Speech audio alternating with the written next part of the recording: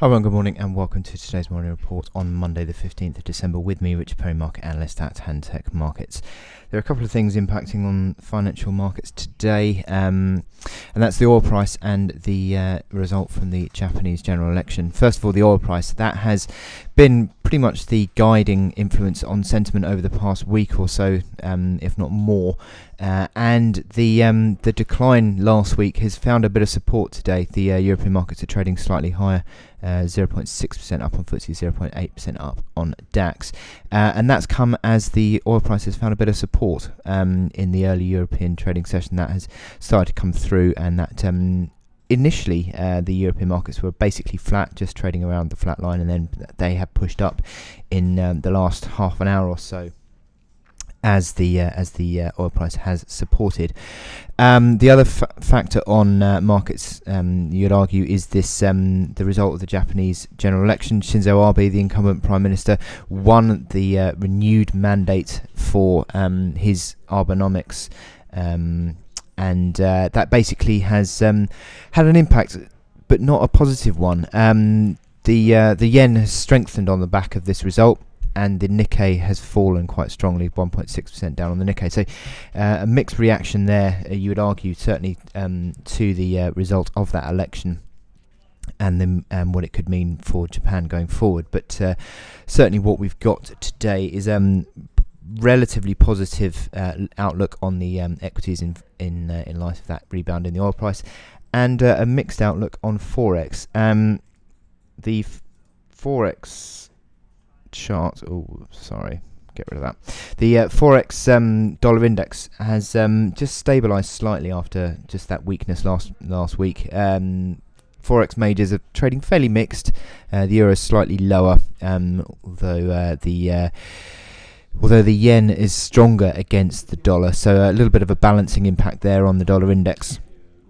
And to a certain extent, pretty much across the board, other than that, is fairly mixed. No real direction being shown on the Forex markets at the moment.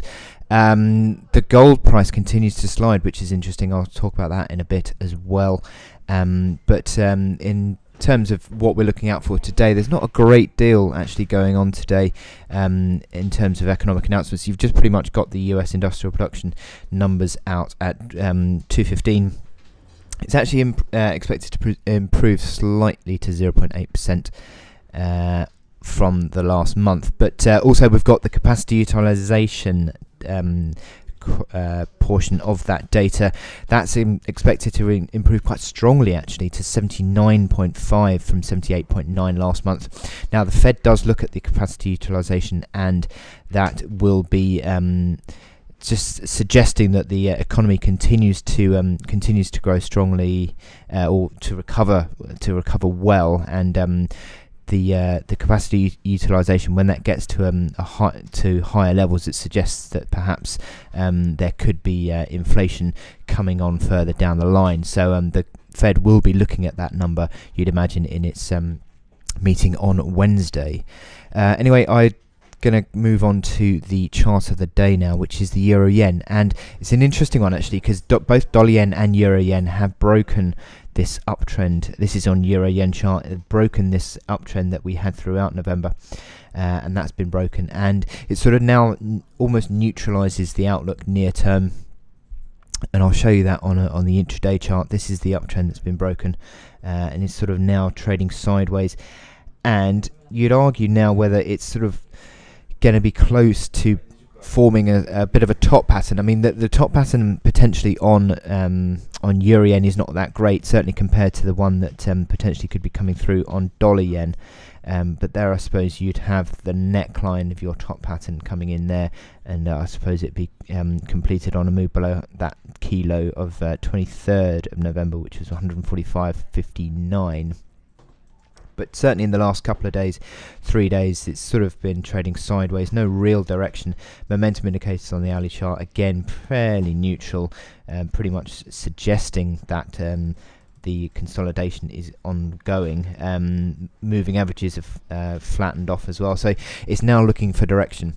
I'm not calling this as a top pattern yet. Obviously, it hasn't completed, and that is not a good idea to start trading in front of a completed pattern. But certainly, the pressure could be growing on this euro yen chart to the downside, and we'll wait and see how this one pans out. But certainly this broken uptrend has changed the outlook to much more neutral than it has been for a number of weeks.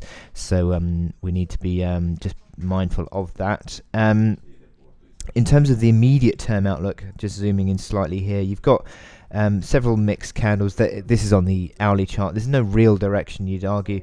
The high at 148.42 is the resistance, and near-term resistance, I suppose, is that spike low that we had overnight today, 146.80. But the key low is this near-term 146.40, which was from Thursday last week. But just looking pretty much across the board, it's fairly neutral and just lacking a bit of direction at the moment. But it certainly has changed the outlook with this broken uptrend.